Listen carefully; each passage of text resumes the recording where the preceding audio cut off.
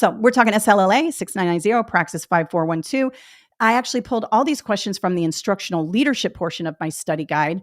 And all of these are questions in order. So if you're following along in the study guide, you just flip through the study guide. I'm going in order here, but I'd like to break these down and show you why some answers are correct and why some are incorrect. Okay.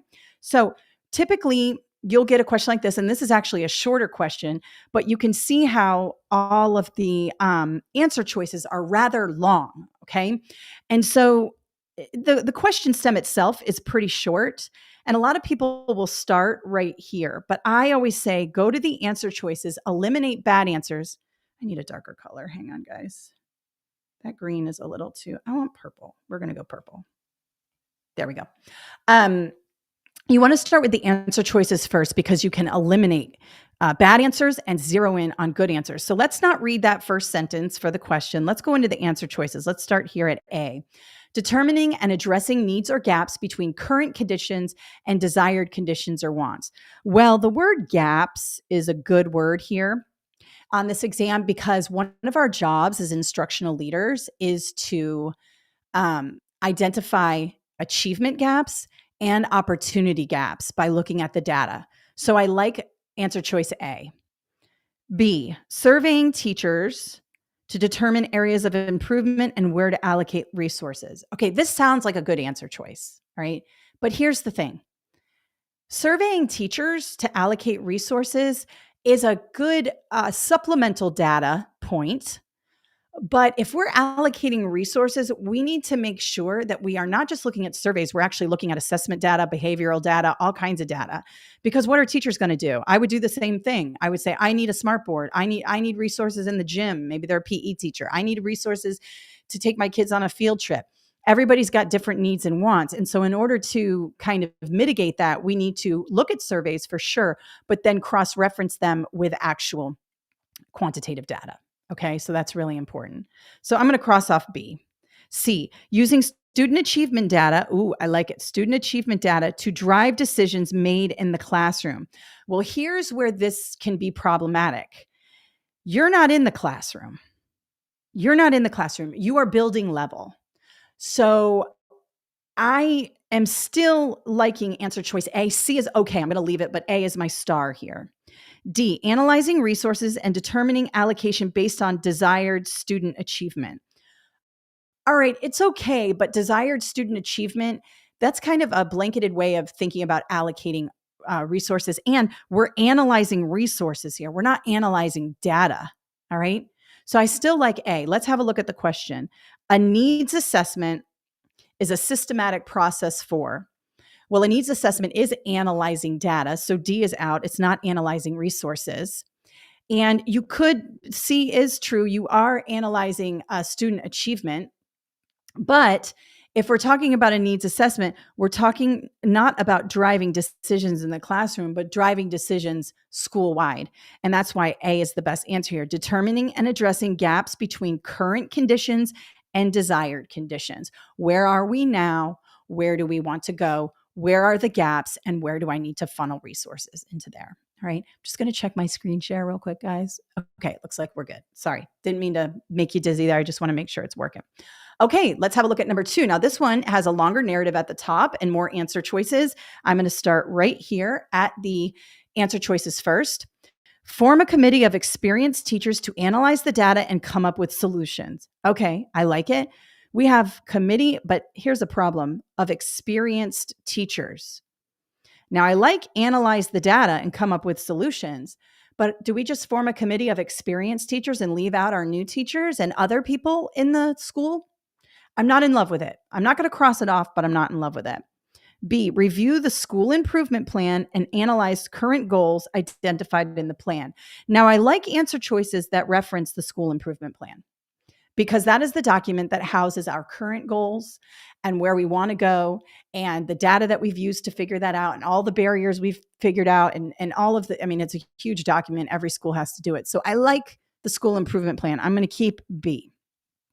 C, delegate part of the task to the assistant principal so time can be used efficiently. All right, I had somebody ask me about this. Now, delegation is a good word on this exam, but typically we want to delegate based on people people's strengths and talents. And usually on this test, delegation happens because we want to develop and build capacity in the building. For example, if you see a teacher who really wants to be a school leader and she's really good, let's say at social media or photography or something like that, you might delegate some of those tasks to her because it's going to help develop her as a school leader, take charge of certain projects, things like that. You might have that teacher conduct professional development. Delegation shouldn't just be, hey, I'm busy. Can you take this? Even though in the real world it is that I'm overwhelmed. Can you take this task from me? But on this test, we're typically not delegating to other assistant principals. We want to delegate to teachers, but in a very mindful way. So I'm going to cross off C and D. Disaggregate the data based on subgroups and analyze achievement gaps. Okay, D has all the good stuff. First of all, this word disaggregate is a brilliant word on this test. Disaggregate means we dig down into the data and look at things more closely. So for example, let's say we're looking at reading data. And when we first look at it, we can see reading scores are low. Okay. And so we're like, oh man, reading scores are down. But when we disaggregate and we look at each individual skill, we might see, well, vocabulary is up, but fluency is down, or comprehension is down, or whatever skills we're assessing in these particular assessments. So disaggregating the data is very important because you go from a macro view of looking at it like from the outside and then coming down and looking at it, pinpointing certain areas. So disaggregating the data 9 times out of 10 is in a very good answer choice.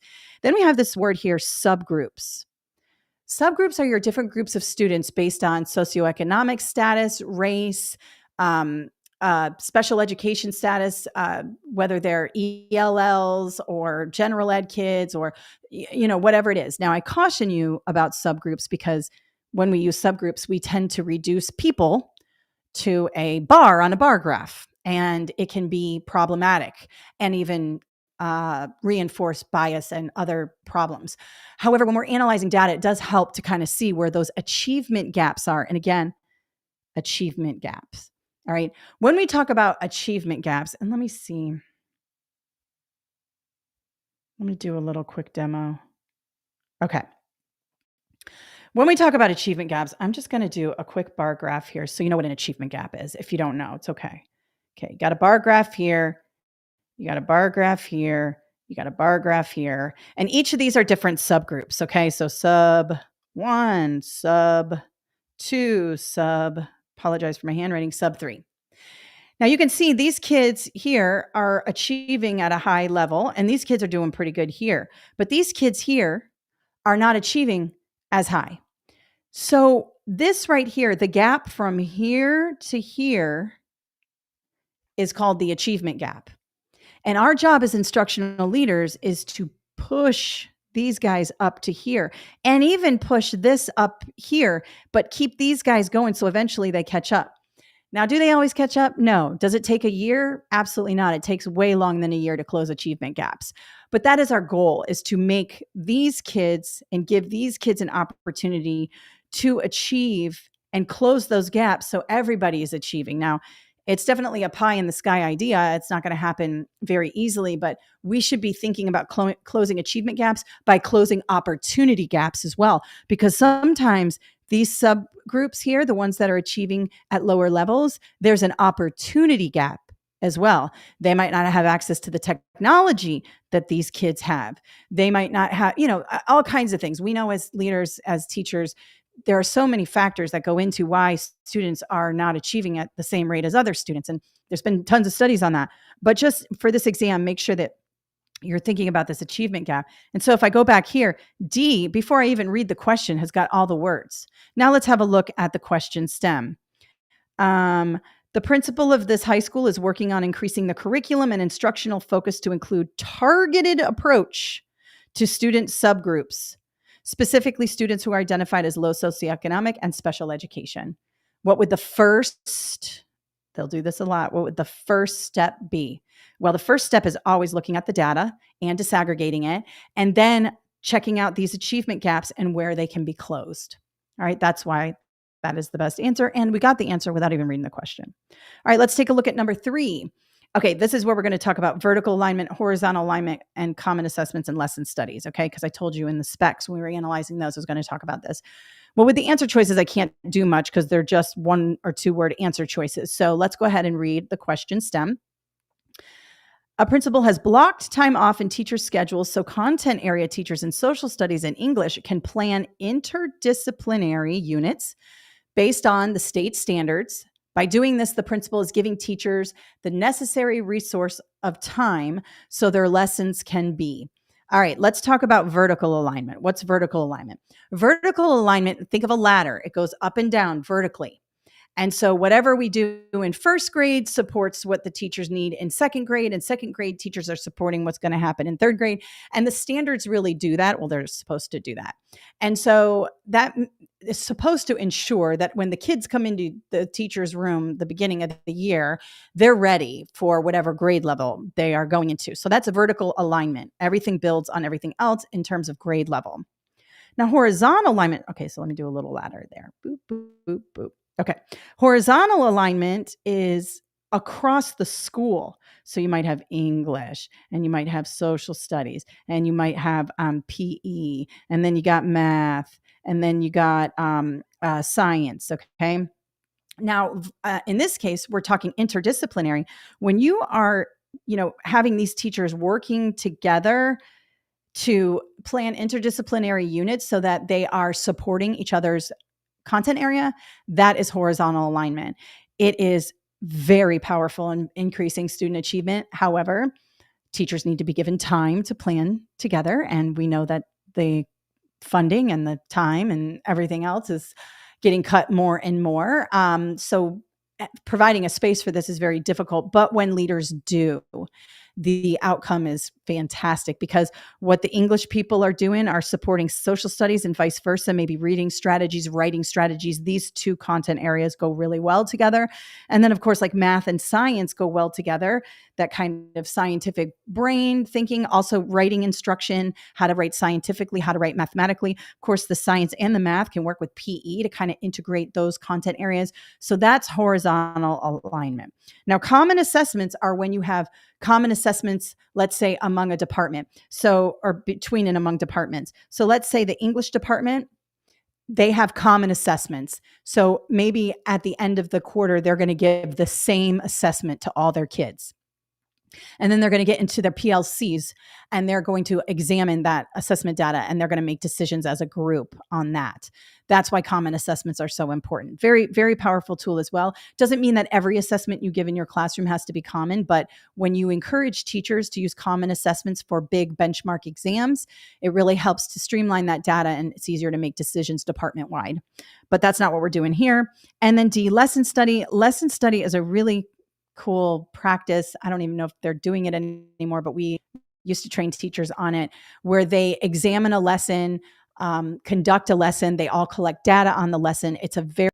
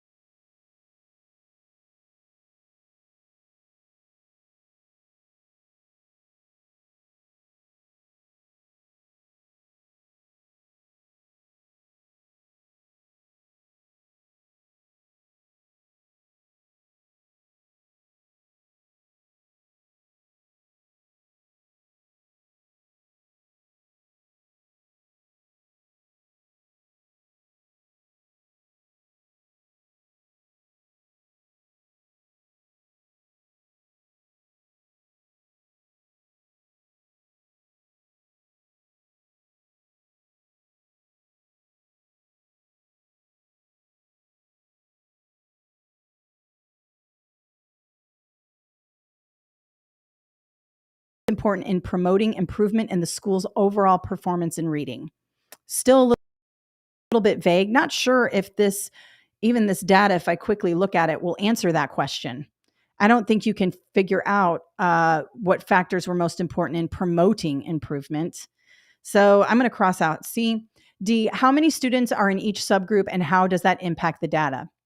It doesn't really matter how many kids are in each subgroup. I mean, I guess it could if you only had one kid in a subgroup, but I don't like it as much as B. B has all the good words in it. All right, let's go ahead and take a look at this particular data set. We have percent passing at 49, percent making gains at 63 for all students. Notice our low socioeconomic students are much lower than our general ed kids. Again, the same thing happening in year 2. We've got a little bit of an increase here and here and here and here, but not enough. But the achievement gap is starting to get closed a little bit, so that's good. But B is going to be the best answer here. That's what this data shows you. And I didn't have to get lost in any of this stuff. A is not correct. Should the school investigate other reading programs? This data doesn't show you anything about reading programs. It's just giving you raw data about students' achievement. It's achievement data. So that's why the achievement gap is the main thing here. All right. And again, I didn't have to even read that to know it. All right, let's take a look at number 5. Let me just go back here. Oh, no.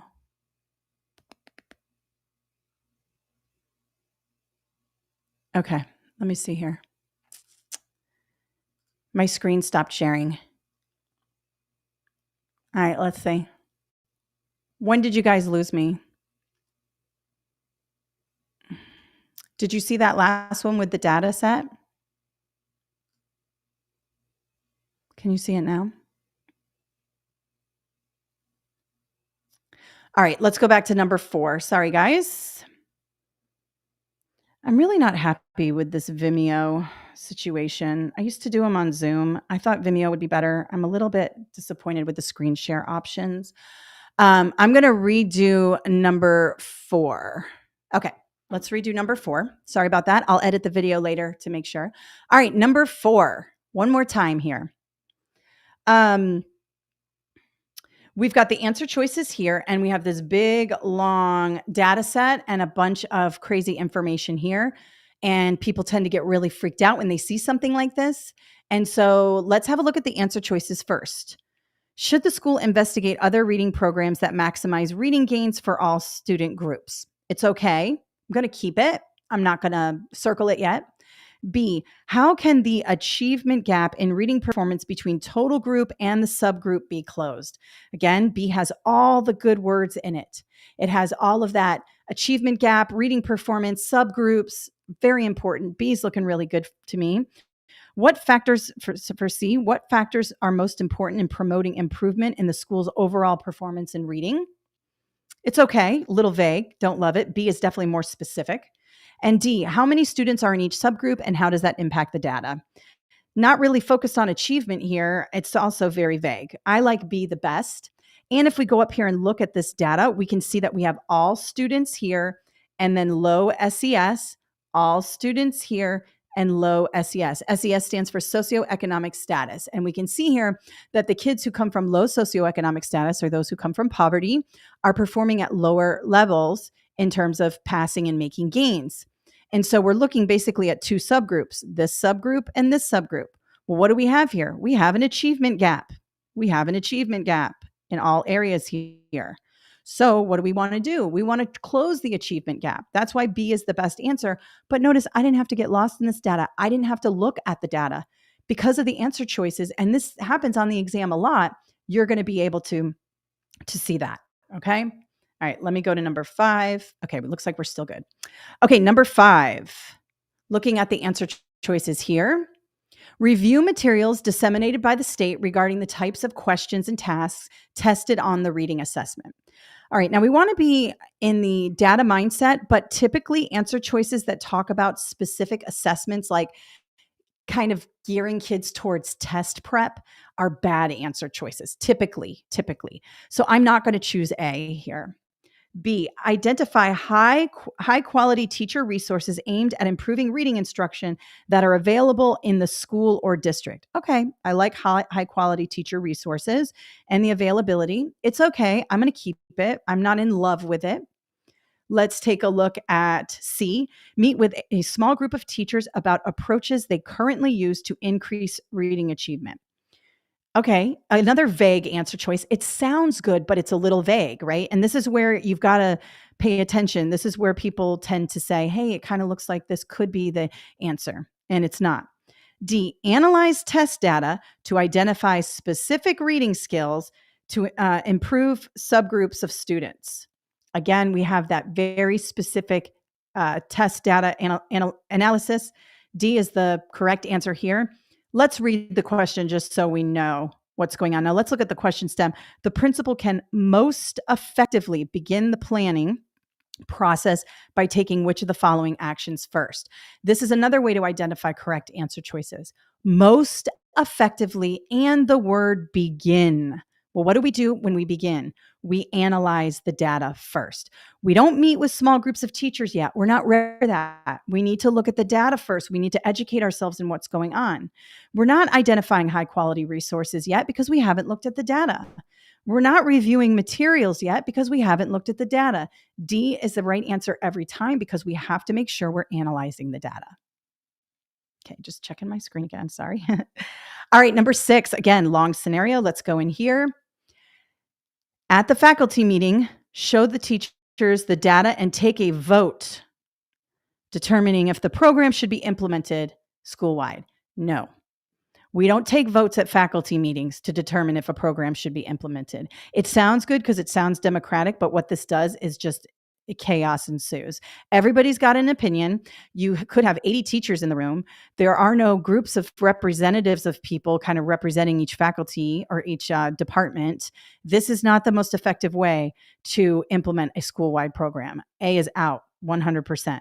Now, if it said something like analyze the data and form a committee with different representatives from each department and the custodial staff and the students and the community, that would be a good answer. But this take a vote during a faculty meeting, no, not effective. B, call teachers in to evaluate the data and ask that each teacher applies the new approach in his or her classroom. Okay, I like this one, to evaluate the data, but then we jump right to ask each teacher to apply the new approach in the classroom. It's okay. I don't love it because it's like we look at the data and then I just make a decision without really considering the data. So I'm going to keep it, but I don't love it. C, provide opportunities for teachers who are having success with the program to share their experiences. Remember, shared experience is a good word on this exam, with teachers during teacher-led professional development. This is all about that building capacity. So this looks like a good word. This looks like a good answer choice. It's got all the good words in it. I'm going to choose it. Now you might say, well, B says evaluate the data. I can see where you would say that, but because of the ending piece here, it's not as good as C. And this is where you got to think critically about this. And we're going to read the question stem will help us get us there too. But let me just go to D. Require teacher leaders to train teachers who want to implement the new program in their classrooms. Well, the word require is usually a bad word on this exam. And we're only training those who want to implement the new approach. Well, if you've been a school leader for any period of time, you know there aren't going to be a lot of teachers who want to implement a new approach. And why is that? Because they're given new approaches like every 5 minutes to implement in their classroom, and it's annoying. And so they are a little bit leery of any new ideas coming down from the district office. And so D is probably not your right answer for most effective. But B is providing opportunities for teachers to share, hey, this worked for me. And this is very powerful. I've used this a lot as a school leader, having teachers help me with teacher-led professional development. All right. Let's take a look at the question. A principal of a high school has elicited the participation of a few teachers in a new action research approach on their weekly PLCs. So far, the new approach has yielded positive results. So we already know it's yielded positive results for the teachers and students. So you could analyze more data, but we already know it's got positive results. What would be the most effective step in moving forward to gain buy-in? This is where the question stem will help you. Like, let's say you were between B and C. Well, buy-in, when you have other teachers talking about it, you're more likely to get buy-in there. All right. So that's why C is the correct answer. Check in again. Sorry. All right. 7. Let's take a look at the answer choices here. Again, this is all instructional leadership. All right. A, encourage faculty to use PLCs to align curriculum. I love the word alignment on this exam. To the state assessments, and again, that's really good, and provide ample time in their planning schedules to design common assessments and discuss student data. I mean, can it get any better than that? It's got all the good words in it. I'm circling it, but let's discredit B, C, and D. Devise a plan with the department to use PLCs to plan together, construct common assessments, and engage in test prep strategies. That's where a good answer choice goes bad. Test prep strategies, even though they're super important and you should be putting them in your school, they're not the correct answer on this exam, because we want to, the position of district and school state leaders is that if you just teach to the standards, everything will be fine. We know that's not true. They need test prep if they're going to, all we do is test them constantly. So they're going to need test prep strategies. I digress. I'm not going to get on my soapbox about it, but we know that that's not true. B is out because of the test prep strategies. C, choose curriculum aligned to the standard. Okay, I have alignment here. And mandate that all the staff members use it. Mandate's a bad word on this exam. We're not mandating, we're encouraging, we're empowering, we're motivating. Mandating is bad, even though mandates are a big part of our job. D, have the state send representatives to the school to discuss the importance of standards and state-aligned assessments. No, we're not eliciting outside help. We handle it in the school. And, the state probably isn't going to send any representatives. And I can tell you, teachers do not want state representatives in their classroom because they're not educators. So we don't really take a lot what they have to say very seriously. Anywho, 7, how can an educational leader ensure the faculty has ample opportunity to be successful in having students achieve on state assessments? Now, again, you might be inclined to go to this test prep, but A's got all the good stuff. We got PLCs, aligning curriculum, using common assessments, and discussing data. That is the best way. All right, let's take a look at 8. One more time. Let me just check. Okay, we're good. Still sharing. Again, we got a big narrative at the top. I don't want to get all turned around in there. Let's have a look at A. Provide differentiated instruction that builds on students' unique strengths and experiences. I love it. Differentiated instruction, students' unique strengths and experiences. It's got all that good instructional leadership stuff. B, incorporate project-based learning activities into the curriculum. Okay, you might say, well, B is good too. It is good, but it ain't great because A is best here so far. Project-based learning is very powerful, but it's kind of a blanketed approach here. What we want to be is differentiated. Not all kids work well with project-based learning. Some kids like to do individual work. Some kids like to have auditory learning, things like that. So I would not do B, but I'll keep it just in case. C, develop individualized performance criteria to drive instruction and assessment for each student. Okay, you might say, well, this says individualized. Here's where this is tricky. Performance criteria. Individualized performance criteria means that each student has to meet a different standard. The criteria is a standard. We want individualized instruction. We want individualized activities, but performance criteria, everybody's got to take the same state assessment at the end of the year. So we don't want to individualize that because then the kid gets hit with a state test and they've been used to their own criteria. So C is out because of that. So be on the lookout for that. And D, create and implement standards-aligned independent study programs.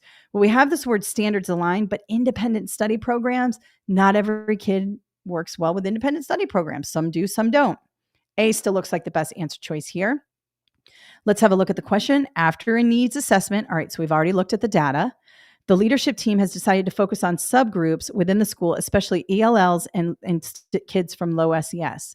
The needs assessment data show these students tend to perform at substantially lower levels than their peers. So we have that achievement gap.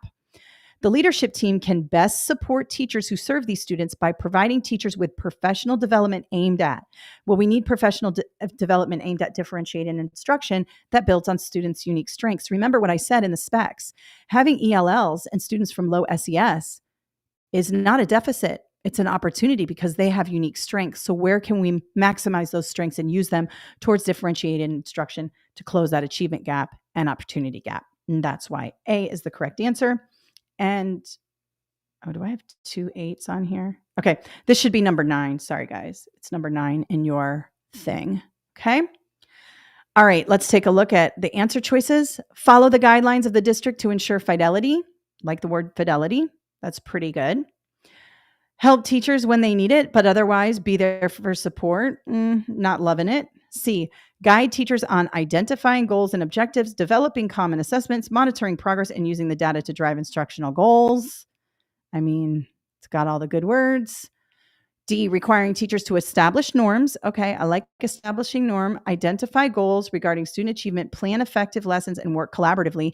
D is pretty good, but this requiring here is what makes a good answer choice a bad answer choice. I'm crossing all of these out. Going with C, let's just have a look at the question here.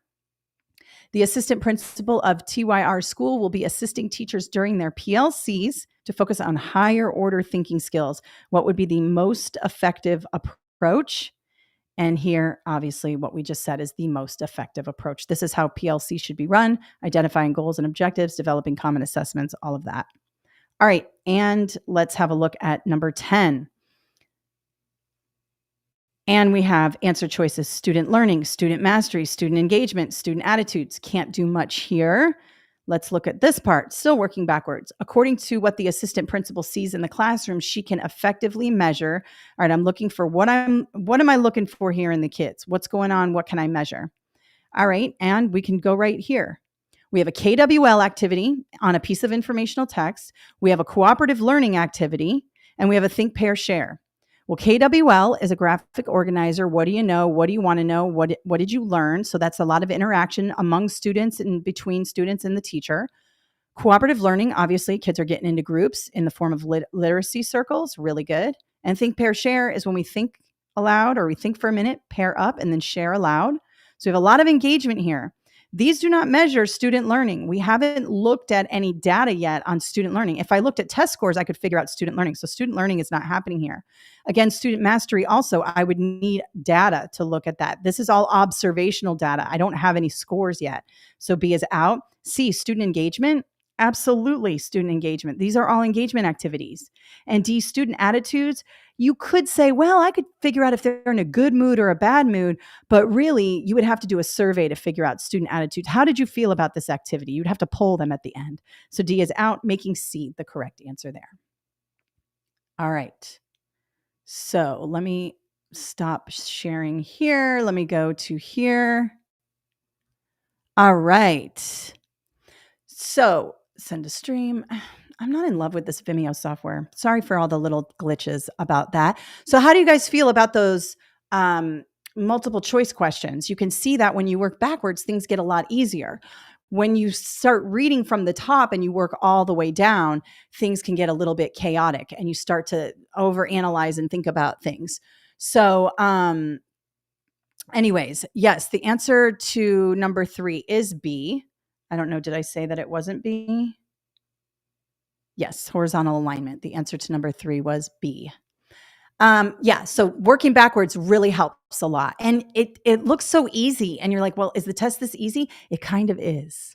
If you can identify those keywords in the answer choices, it's pretty easy. Okay. All right. So now what I want to do is just talk a little bit about the writing portion. Now, if you're taking the 5412, don't leave yet, because if you can analyze the writing portion, it will help you with the multiple choice, because it helps you to understand that critical thinking piece. So don't hang up yet. Stay on here with me. Again, I have comprehensive writing instruction, multiple choice instruction with the book. Please, when you use this study guide, don't just go to the practice tests and just do practice tests over and over again. Read the information in the book. It's really good. And it's got good leadership information. It'll help you be good leaders. Now, someone's just asking me, are the questions in order based on categories? Well, it's funny you should ask that. Let me go ahead and share my screen one more time, because let me just walk you through the study guide really quickly, give you an opportunity to see. If you look at, let me just make sure I'm sharing here. Okay, I am. Sorry. If you look at my study guide at the end of each section, so remember I talked about the specs: strategic leadership, instructional leadership, climate and cultural leadership, and it's the same for the 5412. I have these test questions that are just for, like, these are at the end of instructional leadership. These are just for instructional leadership. But let me go back up here. In the practice test, the big practice test at the end, let me go one more here. Sorry. These questions In the answer explanations, I tell you which content category they're from. See how these are all from content category 1, and look at the answer explanations are like their own. They're so in depth. Content category 1, let's see, we're still going. And here comes content category 2. And then these are all from content category 5. So in my study guide, let me go back, stop sharing. Oh, sorry. Stop sharing. In the study guide, they're all categorized. So I make sure that you know exactly where they come from, because that's part of the power for knowing what you're doing. So absolutely, they are categorized. And they're categorized in my online course. Now, real quick, before I go over the writing, I just want to show you guys a couple of resources you can use from my website. So let's go. Oh, I forgot. Let me tell you. I'm doing an audio course for this particular exam. I'm working on it. It's almost done. It's in edits right now. So those of you who are auditory learners, I'm going to be working on these audio courses. The first one I'm doing is for the SLLA, because I was preparing for this webinar. So I just recorded the audio course. It's probably about 2 to 3 hours, but it's broken up into 20 to 25 minute sections, because many people like to listen. A lot of people tell me they vacuum and they ride in their car and they walk on their treadmill and they listen to my YouTube videos. So I thought I would do some audio courses. So at the end of this webinar, you're going to get an email from me, and I will I'll send you a link to this right here that will show you a place to sign up to get notified when my audio course is available. Now, if you're watching this in the future, it may already be available, but right now on April 29th, it is not available yet. But you can get on the mailing list, and as soon as it's ready, I'll hit you up and you can take a look at that. But if you are interested in SLLA and 5412, I have an online course that is extremely comprehensive. Even if you're taking the 5412, remember, it's the same test. And so this will help you out with that if you need more support. There are hours of video here. It's much different than just the YouTube channel. It's got way more information, and it comes with the study guide. Now, if you're good and you're like, well, I just need a study guide, well, then you can just buy the 5412 right here, or the SLLA 6990. Now, I will tell you, the SLLA 6990 has that writing. And if you're taking the 5412, it kind of helps to look over the writing. Even though you don't have to do it, it's still more content. It's still more information. It's still a way to sharpen those skills. But if you don't want to focus on it because you don't have to, you can do that. And of course, you can get it on Amazon here. And you can see we have a lot of 5-star reviews for our SLLA book. This has helped lots of people pass this exam. All right. So that's really, really important. And now I'm going to go over to the writing. Hang on. I don't want to make you dizzy. I apologize. I'm scrolling. I should have had this already picked up, but let me go here. Okay. So the writing is going to look a little something like this. Let me close this out. So you're basically going to have a big old narrative here. You're going to have a piece of data here and probably something else. There are a lot, and they get to be very intimidating. But here's where I want you to start. Just like before, I want you to start backwards. Start at the task first, okay? Because that's where you're going to be able to understand what's going on. Oh my God. Sorry about that, guys. You're going to be able to understand what's going on here and what you need to do. So start with the task before you get all into this. This is too much. I want to have my mindset. What am I supposed to do here? Okay. And I have lots of writing prompts in my book and in my online course for you to practice with. But let's take a look at this writing prompt here. So we have our task. Using the information in the documents provided, identify 3 actions the school leader should include in a plan to help Ms. Slocum improve her professional practice. Okay, right here it says identify 3 actions. All right. So we're going to have 3 paragraphs. You're going to keep it so organized, and each paragraph is going to be its own thing. You're not going to intermingle. You're going to keep it succinct. You're going to keep it organized, and each paragraph is going to be each thing. Okay. So that's rule number 1. So if you're mapping out your response, you're going to have 1, 2, 3. All right. And then it says for each identified action, explain how the action will help improve Ms. Slocum's professional practice. Well, that's easy. You just include that in the paragraphs. Just do a quick sentence that says, I'm going to show you how to do it, but basically that says, because it will help her, blah, blah, blah. You just have to make sure you include that. We're going to be specific about the 3 things we're going to use. And then we're going to say why we're using it and why it will help her. And it's just going to beef up the paragraphs a little bit. All right. Now I need to go because I have it written out, but it's not. Let me stop share real quick. Go ahead and talk amongst yourselves while I look at this. Yes, I can explain the SLLA 6990 course just a minute. Let me go through the writing really quickly. But I had a table here to show you, and I want to make sure. There it is. Okay. There it is. All right. So what I want to do here is I'm moving my screens around really quickly. Talk amongst yourselves. All right. People are asking questions. With your online course, I have some audio, but do not have audio for constructed response. I will have audio for constructed response in the audio course, but there's video for the constructed response for the 6990 in the online course. It's a video. So if you're having trouble accessing that and you purchase the course, let me know. But I'm going to do another audio course that includes that. And if you've already purchased the online course, I'll probably send you guys a discount code because then you can get it at a reduced price. All right. Yes, you do get scrap paper. You do get scrap paper to map it out. Now, here's how I would map this out. So let's go to screen share really quickly. First, let's have a look at what is going on in the task, okay? So we need to find 3 actions we're going to take with this teacher, and we're going to say why we're taking them and why it will help her, all right? Let's have a look at this data here. We have this year and last year right here, and then this is a science department. So we have matter and mass, energy and force and motion. So here are the department results. Not bad. In the 80s and 90%, that's a pretty good department results. So the department's doing good. However, her results aren't great compared to the departments. Now, this is pretty good data. I would say she's not doing that bad. I mean, if you look at science results for like statewide and things like that, I mean, Ms. Solcombe is not doing so bad. But against her department, she is lower. And so we want to make sure that we're pulling her up. Okay.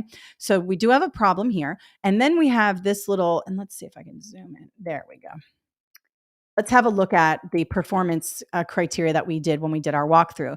So we have that she's using instructional objectives and the lesson plans are completed by following this strict scope. However, there's no evidence of the use of instructional data to plan lessons. So we're missing some data analysis here.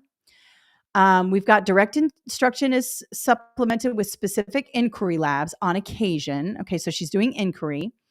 And then it said, when I asked students about the district instruction lessons, students shared that they listened to the teachers and the teacher provides a review sheet with questions before the test. Not great. Then we have here, Ms. Slocum reviews the class averages for assignments and tests to see if students studied hard. That doesn't make sense. I don't see how you could figure that out. And she feels that these data are best for informing parents of student learning. Well, she needs to be informing herself of student learning. And she uses teacher-developed assessments, but when I reviewed them, they're mostly selected response with very few open-ended questions. And so we want students to think critically, so we need more open-ended questions.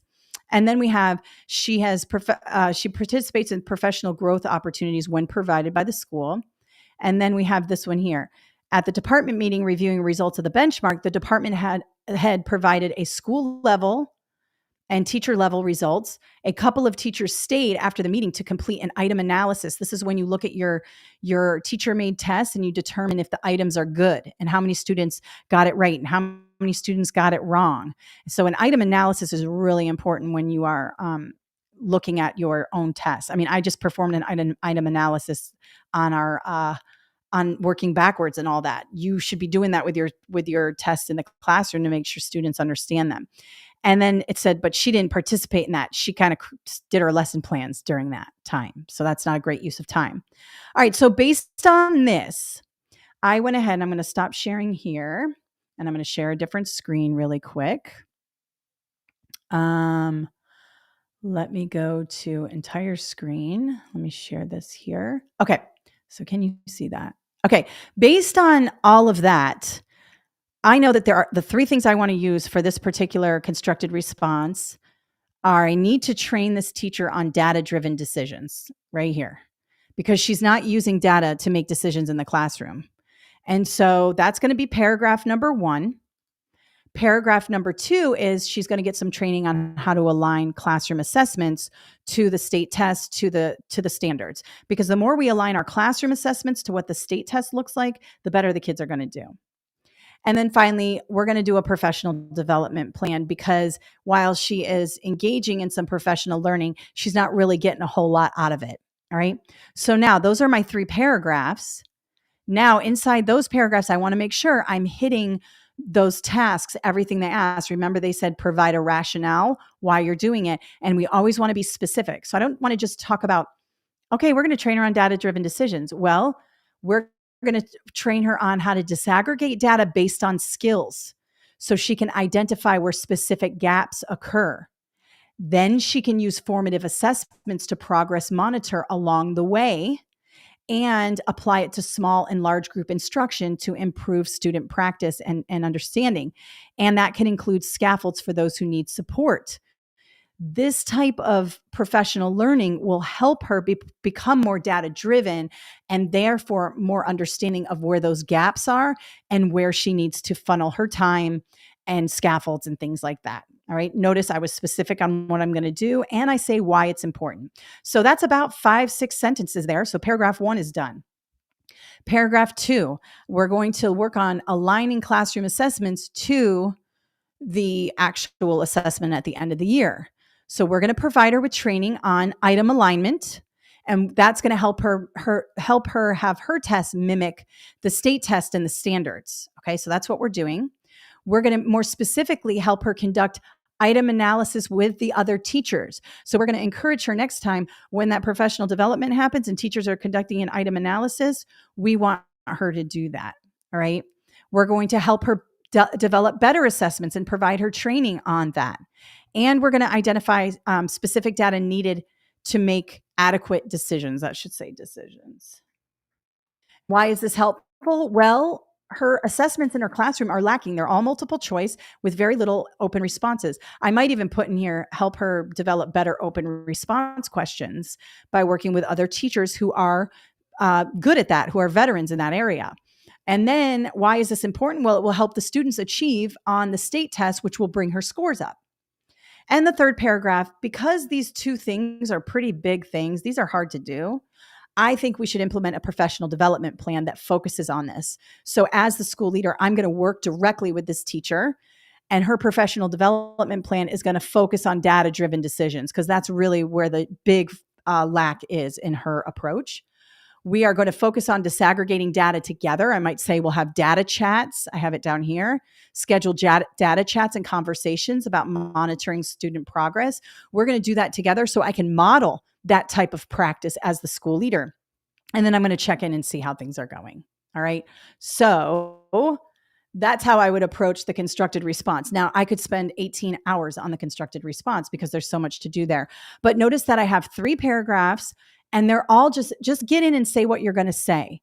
Don't say, Ms. Slocum is a blah, blah, blah, blah, teacher who is having a hard time. It's not asking for that. It's saying 3 approaches. So paragraph 1 is you just start out by saying, my first approach to helping Mrs. Slocum will be to. Boom. And then the next paragraph, my second approach would be to. My third approach, make it easy on the grader. They're asking you for just 3 approaches. They're not asking for an intro paragraph. They're not asking you for a conclusion paragraph. They're just asking you to answer the question. You only have 75 minutes for 4 of these. That was just 1. So you got to keep it succinct, keep it simple, keep it targeted, and don't worry about intros and conclusions on this.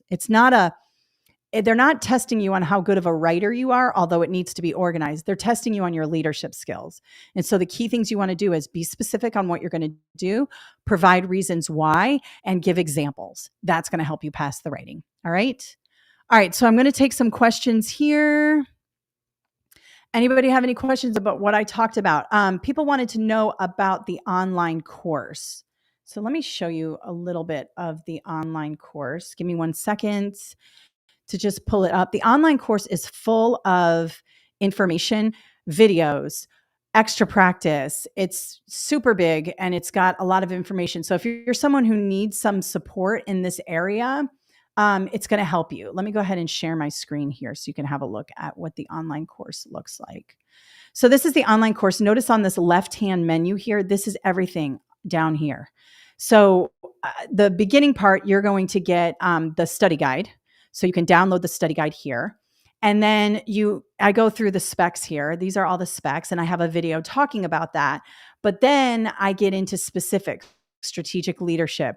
We go through, there's all kinds of different things. There are videos, there are extra practice questions, and we go through all this different content that's on the exam. And then there's a little leadership quiz.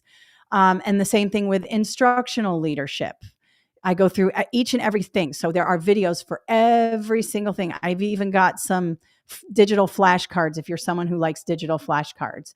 Then we get into ethical leadership, good words, flashcards there, goes through everything there. And then I have constructed response. And this is what someone was talking about, the audio course. Here's the audio course. You can listen to this. Oh, this isn't linked. I need to link that. Maybe that's why you couldn't hear it. I'll go in and fix that. But you could click these and listen to them. But I'm actually going to just do audio courses specifically for this exam. So I'm almost done with those. But the course is pretty big. And again, if you're working on the or the Praxis 5412, it's the same test. So you can use this as well. Also, anytime you buy an online course from me, you get the study guide. So don't buy them both. Notice here, you can download the study guide and it just pops up and you get it sent to your desktop and all of that. All right. So that's going to help you there. Now I'm just going to take some more questions.